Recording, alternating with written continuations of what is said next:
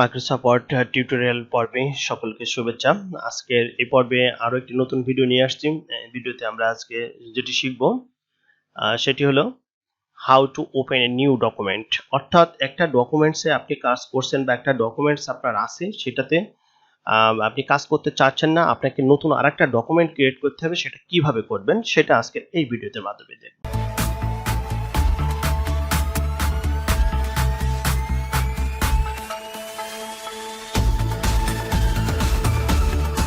তো দেখেন, আমাদের পিছনে ধরেন একটা ফাইল ছিল বেটার নামে একটা ক্রিয়েট করা, সেই ফাইলটা আমরা ওপেন করলাম।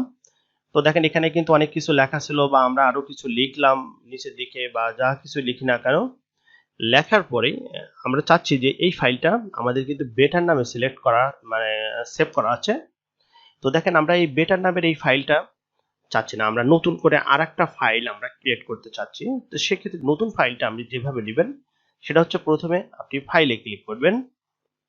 ফাইলে ক্লিক করার পরে দেখেন এখান থেকে কিন্তু নিউ বলে একটা অপশন আছে। এই নিউতে যখনই আপনি ক্লিক করবেন তখনই কিন্তু আপনার নিউর যে ড্যাশবোর্ডটা রয়েছে সেটা এখানে কিন্তু আপনাকে নিয়ে আসবে। তো এখানে দেখেন ডানির পাশে কিন্তু অনেক ধরনের কিন্তু স্যাম্পল আপনাকে দেখাচ্ছে। আপনি নিচের দিকে মাউসের হুইলটা যদি আপনি স্ক্রল করেন নিচের দিকে, তাহলে কিন্তু দেখেন এরকম অনেক ধরনের কিন্তু স্যাম্পল টের পাবেন আপনি। তো এখান থেকে যে কোনো স্যাম্পল নিতে পারেন। তো আমরা দেখেন আমরা এখানে ব্ল্যাঙ্ক ডকুমেন্ট বলে যে অপশনটা আছে, জাস্ট এটার উপরে আমরা ক্লিক করে দিই। এটার পরে ক্লিক করে দিলে দেখেন আমাদের একেবারে উপরে কিন্তু ডকুমেন্ট 1 নামে কিন্তু একটা ডকুমেন্ট কিন্তু ক্রিয়েট হয়ে গেছে। তো আপনি চাইলে কিন্তু এখানে কিন্তু আপনি লিখতে পারেন। দেখেন আমরা এখানে কিন্তু লিখলাম জাস্ট 1, এখানে কিন্তু আমরা 1টা লিখে দিলাম। অর্থাৎ আমরা এই ফাইলটা কিন্তু ডকুমেন্ট 1 আমরা এখানে 1 নামে রাখলাম। তো দেখেন আমরা যদি আরো একটা ফাইল যদি ক্রিয়েট করতে চাই, সেক্ষেত্রে কি করতে হবে, আমাদের ফাইলে ক্লিক করতে হবে এবং নিউতে ক্লিক করতে হবে। আবারও ব্ল্যাঙ্ক ডকুমেন্টে যদি ক্লিক করি, দেখেন উপরে কিন্তু এখানে কিন্তু ডকুমেন্ট 2 নামে কিন্তু একটা অপশন চলে আসছে। তো আমরা এখানে এটাকে 2 নামে রাখলাম। দেখেন সেম কেস, আমরা এখান থেকে আরো একটা ফাইল আমরা ওপেন করলাম, ব্ল্যাঙ্ক ডকুমেন্টে গেলাম এবং এখানে দেখেন 3 আছে, আমরা এখানে 3 রাখলাম।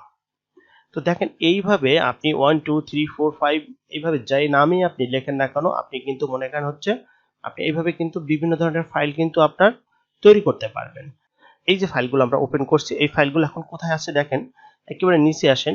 নিচে যে টাস্ক বার আছে, টাস্ক বারে যদি আপনি ক্লিক করেন, তো এখানে ক্লিক করার সাথে সাথে দেখেন আপনার কিন্তু এখানে কিন্তু আমাদের 4টা ফাইল ওপেন করা আছে। প্রথমটা বেটার, যখন এরপরে কার্সারটা নিয়ে আসবেন বেটারের ভিতরে যে অপশনগুলো লেখা আছে সেগুলো কিন্তু এখানে চলে আসবে। আর তারপরে দেখেন এখানে কিন্তু ডকুমেন্ট 1 যেটা 1 ছিল লিখছিলাম আমরা, 2 তে 2 আছে, 3 তে 3 আছে।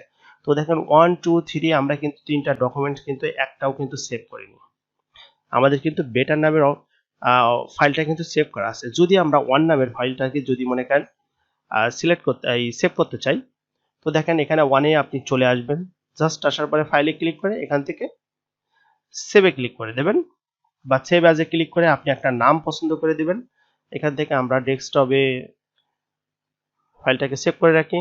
দেখেন আগেরটা ছিল বেটার, আর এবার এটা হচ্ছে বেটার লিখে বেটারের পরে কিন্তু আমরা 1 দিয়ে দিলাম, দিয়ে জাস্ট সেভে ক্লিক করলাম। একটু উপরে খেয়াল করেন, দেখেন এখানে কিন্তু বেটার 1 নামে কিন্তু একটা নতুন ফাইল কিন্তু ক্রিয়েট হয়ে গেছে। তো যদি আমরা এই ফাইলগুলোকে যদি ক্লোজ করে দিই, দেখেন আমরা এগুলোকে ক্লোজ করে দিই এবং ডেস্কটপের পরে যদি আসি, দেখেন আমাদের আগের ফাইলটা ছিল বেটার, পরের ফাইলটা কিন্তু এখানে বেটার 1। তো এখানে বেটার 1 এর পরে যদি আপনি ক্লিক করেন, তো সাথে সাথে দেখেন বেটার 1 নামে যে ফাইলটা আমরা ক্রিয়েট করছি সেই ফাইলটা কিন্তু নতুন যে ফাইলটা ক্রিয়েট করছি সেই ফাইলটা কিন্তু এখানে ওপেন হয়ে যাবে। তো আপনি চাইলে এই ফাইলটাকে কিবোর্ডের শর্টকাটের মাধ্যমে কিন্তু ওপেন করতে পারেন। নতুন একটা ফাইল আপনি কিবোর্ড থেকে কন্ট্রোল এন যদি একবার প্রেস করেন, তো সাথে সাথে দেখবেন আপনার এখানে কিন্তু দেখেন ডকুমেন্ট 1 নামে একটা নতুন ফাইল কিন্তু ক্রিয়েট হয়ে গেছে। যদি আপনি কন্ট্রোল এন আরো একবার প্রেস করেন, তো দেখেন এখানে সাথে সাথে কিন্তু 2 নামে আরো একটা ফাইল কিন্তু ক্রিয়েট হয়ে গেছে। নিচে যদি খেয়াল করেন, তো দেখেন এখানে এই যে 1 এবং 2 ডকুমেন্ট 1 ডকুমেন্ট 2 নামে কিন্তু দুটো ফাইল এখানে কিন্তু তৈরি হয়ে গেছে। তো এইভাবে আপনি মাইক্রোসফট ওয়ার্ডের একটা ফাইলে কাজ করছেন আর একটা নতুন ফাইল কিন্তু যখন তখন কিন্তু ক্রিয়েট করে নিতে পারেন। তো আজকের ভিডিওটা এই পর্যন্ত ছিল।